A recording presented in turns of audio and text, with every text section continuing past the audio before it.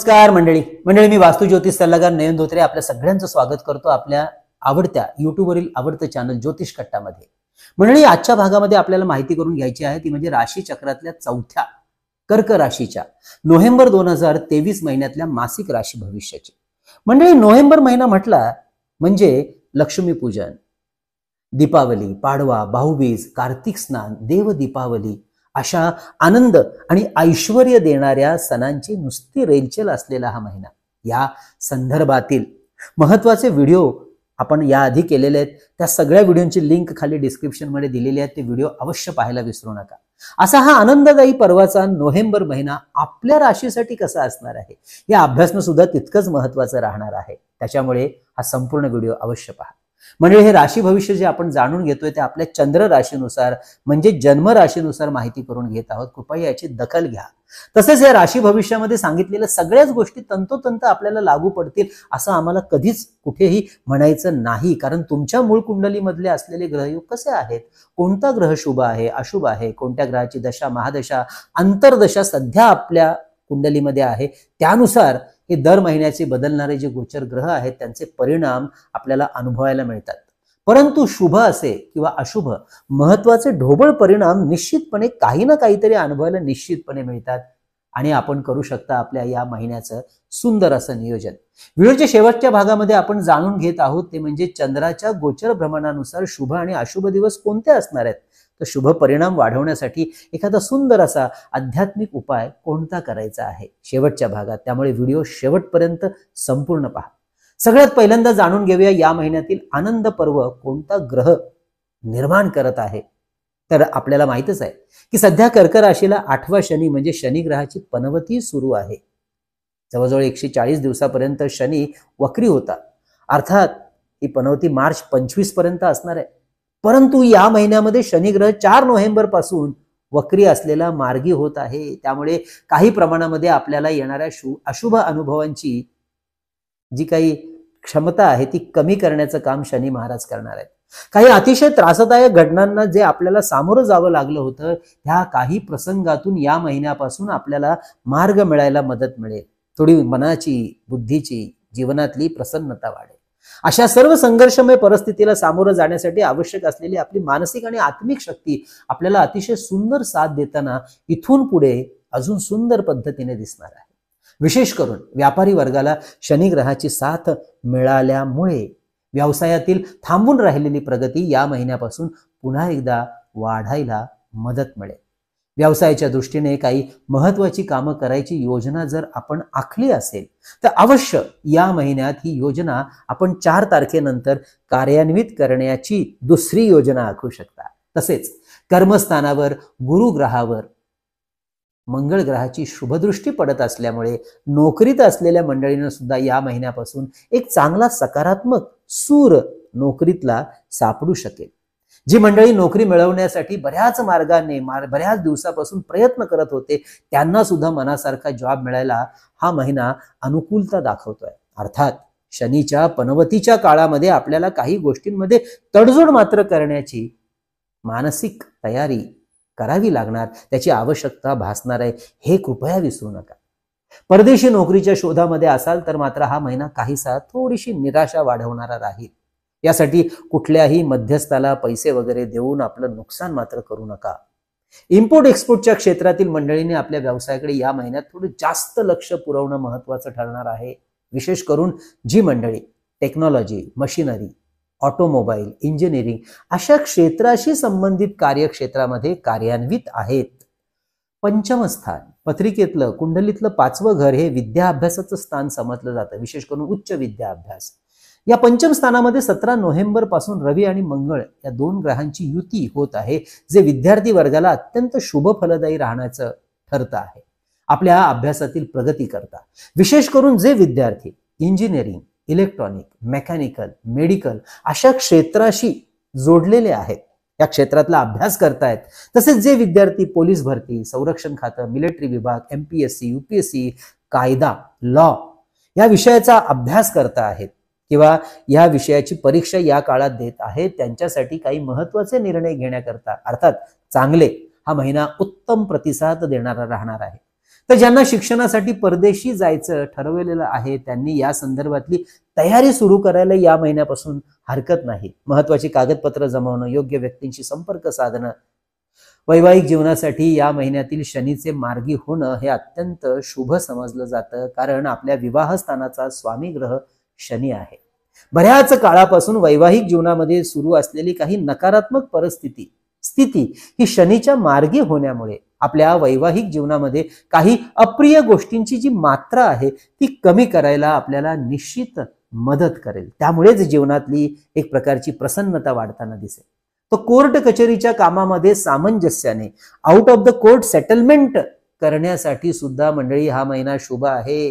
कारण कोर्टामध्ये वेळ वाया जातोय, पैसा वाया जातोय असं जर वाटत असेल तर अवश्य out of the court settlement करू शकता. मात्र कागदपत्र आणि पैशाची कामं आपल्याला या महिन्यात सांभाळून करायची आहेत. काही महत्वाच्या कामासाठी बँक लोन करणार असाल तर थोडे जास्त प्रयत्न करावे लागतील. गेल्या महिन्यात राहू गुरु ग्रहाचा चांडाळ योग राहूच्या राशी परिवर्तनामुळे संपुष्टात आलेला आहे. आनंदाची गोष्ट आहे. गुरु ग्रहाचं कर्मस्थानातील जे फळ आहे ते आता शुद्ध स्वरूपात 100% स्वरूपात आपल्याला फळ गुरु महाराजांचं मिळायला लागेल. त्याचं कार्य अजून जोरकसपणे सुरू होईल. त्यामुळे नोकरदार मंडळींना काही चांगल्या गोष्टींचा अनुभव यायला या महिन्यापासून सुरुवात होईल. मंडळी 30 ऑक्टोबर पासून बदललेला राहू केतू 18 महिन्यांसाठी आपल्या राशीसाठी काय शुभ अशुभ फळं देणार आहे हे जाणून घेणं फार महत्वाचं आहे बरं का. त्याचा व्हिडिओ आपण केलेला आहे आणि त्या व्हिडिओची लिंक मुद्दाम खाली दिलेली आहे. आमच्या ना डिस्क्रिप्शनमध्ये नेहमी लिंकमध्ये काही व्हिडिओ दिलेले असतात, अवश्य पाहत जा. त्या भाग्यस्थानातील राहू काही धार्मिक आणि सांस्कृतिक कार्य आपल्या हातून यशस्वीपणे करण्यास आपल्याला मदत करेल. कुटुंबातील भावा बहिणींची, मुलामुलींची लग्न कार्य जुळवण्यापासून ती यशस्वीपणे पार पडेपर्यंत कार्यातील शुभ ऊर्जा या महिन्यापासून आपल्या राशीसाठी कार्यान्वित होताना दिसत आहे. अवश्य याचा लाभ आपण घेऊ शकता.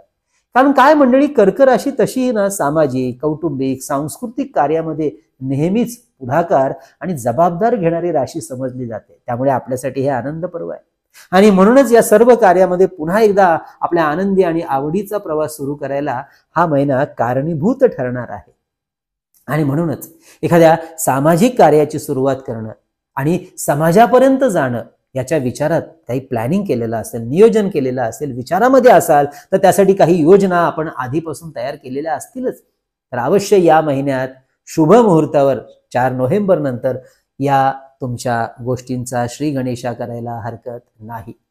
या महिन्यातील गुरु, राहू, मंगळ आणि रवी या ग्रहांची साथ आपल्याला सामाजिक, धार्मिक तसेच शैक्षणिक क्षेत्रामध्ये नव्याने पदार्पण करण्यासाठी किंवा त्या संदर्भातील थांबून राहिलेली काही कामं आहेत त्या कामाला पुन्हा एकदा नवसंजीवनी प्रदान करण्यासाठी देण्यासाठी उत्तम लाभदायी ठरणार आहे. हा महिना अवश्य आपण त्याचं नियोजन करून लाभ घेऊ शकता.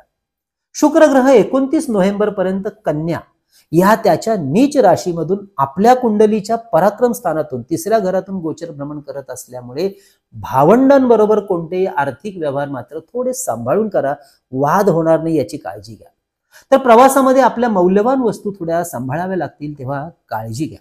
पैशाच्या व्यवहारामध्ये कोणालाही भावनिक पातळीवरती शब्द देऊन बसू नका. व्यवहार सांभाळा आणि व्यवहाराने निर्णय घ्या आर्थिक बाबतीत. तसेच कुठलीही मोठी आर्थिक गुंतवणूक ही लोभाला बळी पडून करू नका. शुक्र नीच राशीतून प्रवेश करतोय, नुकसान करू शकतो. आरोग्याच्या बाबतीमध्ये रवी मंगळ ग्रहाची युती ब्लड प्रेशर, पित्ताचे आजार, रक्तदोष सांभाळावे लागतील असं सांगतोय, तेव्हा काळजी घ्या.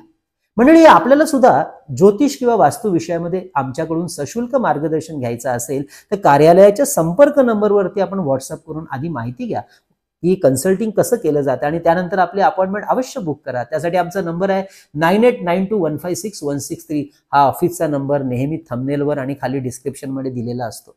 गुंतवणूक शेअर मार्केटमधली, pharma, infra, oil, steel, engineering, FMCG, IT हे बरेचसे सेक्टर या महिन्यात आपल्याला प्रवेश करायला, एंट्री करायला फायद्याचे ठरतील. तर इंट्राडे ट्रेडिंग करणाऱ्यांसाठी हा महिना उत्तम लाभ मिळवून देणारा राहणार आहे. तरीही ट्रेडिंग अभ्यासपूर्णच करायचं आहे. शुक्रावर लक्ष ठेवून, अति आत्मविश्वास ठेवून ट्रेडिंग करू नका. तसेच नवीन डीमॅट अकाउंट सुरू करायला हा महिना आपल्यासाठी उत्तम राहणार आहे.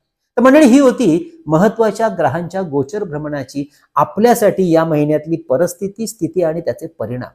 आता आपण पाहूया चंद्राचं गोचर भ्रमण आपल्या राशीला काय सांगताय? कारण चंद्र जेव्हा राशीला 6वा, 8वा आणि 12वा असतो त्यावेळेला काळजी घ्या असं सांगितलं जातं आणि ही काळजी आपल्याला घ्यायची आहे या महिन्यामध्ये 2, 3, 16, 17, 20, 21 या तारखांना. या दिवशी थोडी सावधानता ठेवून व्यवहार करा, आपलं आरोग्य सांभाळा, मानसिक शांतता ढळणार नाही म्हणून काळजी घ्या. चंद्राचं शुभ भ्रमण मात्र या महिन्यात आपल्यासाठी राहणार आहे 1 तारखेला म्हणजे 1 तारीख, 4 ते 15, 18, 19 आणि 22 ते 30 या तारखांना. त्यामुळे या काळामध्ये काही महत्वाची खरेदी करणार असाल, निर्णय घेणार असाल, मौल्यवान गोष्टी घरामध्ये आणणार असाल, मीटिंग्स करणार असाल, चर्चा करणार असाल तर अवश्य या काळातला मुहूर्त आपण शोधू शकता. म्हणजे ही होती कर्क राशीची संपूर्ण माहिती. या संपूर्ण महिन्यामध्ये शुभग्रहांचा शुभ परिणाम वाढवण्यासाठी हनुमान चालीसा किंवा भीमरूपी मारुती स्तोत्र अवश्य पठण करावं. तर सोमवार आणि गुरुवारच्या दिवशी शिवलीलामृत 11वा अध्याय अवश्य वाचनामध्ये ठेवा. कोणत्याही वेळेत स्त्री पुरुष कुणीही वाचू शकतात. मानसिक शांततेसाठी ओम शोम शुक्राय नमः हा शुक्राचा बीज मंत्र 1 माळ अवश्य पठणामध्ये ठेवा. तर महालक्ष्मी अष्टका स्तोत्राचे पाठ 3 वेळा नेहमीप्रमाणे सुरू ठेवा.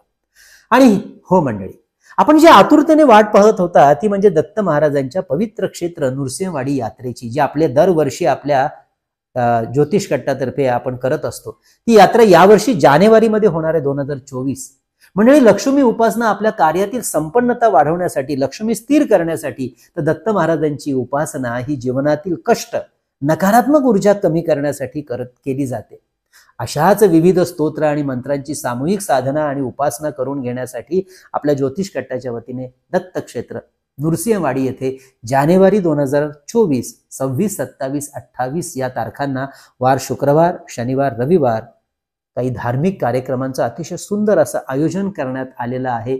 आपल्याला सुद्धा या कार्यक्रमामध्ये सहभागी व्हायचं असेल तर या कार्यक्रमामध्ये कशी हजेरी लावावी, काय दक्षिणा असेल, या सगळ्या गोष्टींसाठी आमच्या कार्यालयामध्ये संपर्क साधा. प्रत्यक्ष फोन करणार असाल तर सकाळी 10 ते 2, संध्याकाळी 5 ते 8 9892156163 या नंबरवरती आपण संपर्क करू शकता किंवा व्हॉट्सअप करून सुद्धा आपण माहिती घेऊ शकता. म्हणजे आपल्या ज्योतिष कट्टाच्या वतीने जी 2 पुस्तकं प्रकाशित केली त्याची आपण दरवेळेला माहिती देतो, कारण बरेच जण नवीन जोडलेली असतात. तसं विविध स्तोत्र आणि मंत्रांचं संकलित केलेलं चैतन्य लहरी मागवण्यासाठी 9892156163 या आमच्या कार्यालयाच्या नंबरवरती आपण 331 रुपये फोन पे करून त्याचा स्क्रीनशॉट, तुमचा संपूर्ण पत्ता, पिनकोड नंबर सहित आम्हाला आमच्या कार्यालयाच्या याच नंबरवरती व्हॉट्सअप करायचा आहे, कारण हा नंबर व्हॉट्सअपला आहे. पुस्तक भारतात तुम्ही कुठेही असाल 8 ते 10 दिवसामध्ये आपल्यापर्यंत घरपोच पाठवण्याची व्यवस्था केली जाते. अगदी त्याच पद्धतीने परमपूज्य टेंबेस्वामी महाराजांनी लिहिलेला अतिशय सुंदर ग्रंथ श्री सप्तशती गुरुचरित्र सार 151 रुपये फोन पे करून आपण मागवू शकता. म्हणजे हा ग्रंथ स्त्री पुरुष कुणीही वाचू शकतं किंवा त्याचं पारायण करू शकतं.